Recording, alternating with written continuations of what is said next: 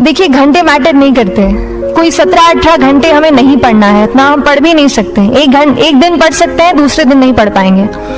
5 से 6 घंटे ही आपको देने हैं या उतने निकालने हैं, पर वो जो वक्त आप अपनी पढ़ाई को देते हो वो कंसिस्टेंटली आपको रोज उतना ही अपने पढ़ाई को देना है। Consistency is the key, that is the first and the most important thing जो आपको ध्यान में रखनी है। क्योंकि एंड में मैं कुछ भी कर लूं, बनना तो मुझे किसी की बीवी है ना। मुझे नहीं पता मेरे ऊपर इतना प्रेशर क्यों है, क्यों हमें करियर चूज करते वक्त ये सोचना पड़ता है कि कौन सी लाइन सेफ है, क्यों कपड़े लेते वक्त ये सोचना पड़ता है कि कौन से कपड़े डिसेंट लगेंगे। आपने मुझे खाना बनाना सिखाया, राजुल को तो नहीं सिखाया, क्यों? मेरा चाय बनाना आप लोगों के लिए प्रेस्टीज इशू क्यों है? राजुल, लड़कों को लगता है कि लड़कियों को ऐसे लड़के चाहिए जो बहुत सारे पैसे कमाए, उन्हें ज्वेलरी गिफ्ट में दे, एक कंफर्टेबल जिंदगी दे सके। हमें इन चीजों की जरूरत नहीं, बस साथ चाहिए। तुम लोग किस मिट्टी के बने हो यार? क्या तुम सबका प्यार मर चुका है? जिस लड़की से कभी मिले नहीं, उसे देखा नहीं, उसके साथ रात भर चिट चैट चैटिंग करते रहते हो, पर माँ ने अगर बाजार भेजा तो बोलोगे टाइम नहीं है। क्यों?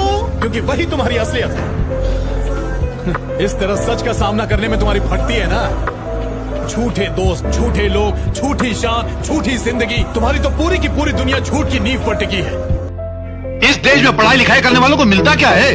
सारी जिंदगी माँ बाप की दौलत और मेहनत को बर्बाद करके लड़के डिग्री हासिल करते हैं, उसके बाद नौकरी के लिए ठोकरें खाते फिरते हैं। आधी जिंदगी पढ़ाई में गुजर जाती है, आधी जिंदगी ठोकरें खाने में गुजर जाती है। तो क्या फायदा ऐसा पढ़ाई हासिल करके? उल्टा पढ़ाई लिखाई हासिल करने के बाद मेहनत मजदूरी करते हुए शर्म आती है, क्योंकि दिमाग की दीवार पर डिग्री की छाप लग जाती है। बेटा, तुम जिंदगी में कितनी कड़ी मेहनत कर रहे हो, ये बात इतनी मायने नहीं रखती जितनी ये बात मायने रखती है कि तुम जिंदगी में खुश कितने हो। जिंदगी में कौन कितना दुखी है, इससे किसी को फर्क नहीं पड़ता।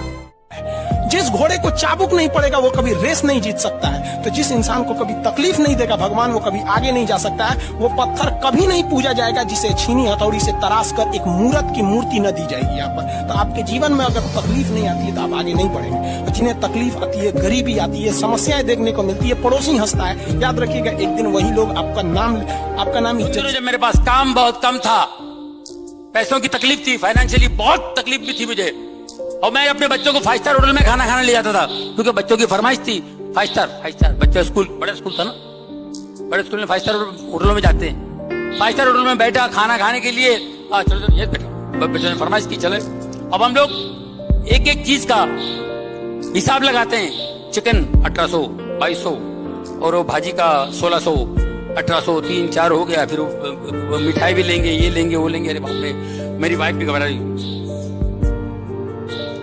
8,000 तक हो जाएगा। ये बता रहा हूँ मैं, 12-13 साल पहले की बात है। 8,000 रुपए हो जाए, क्या करें?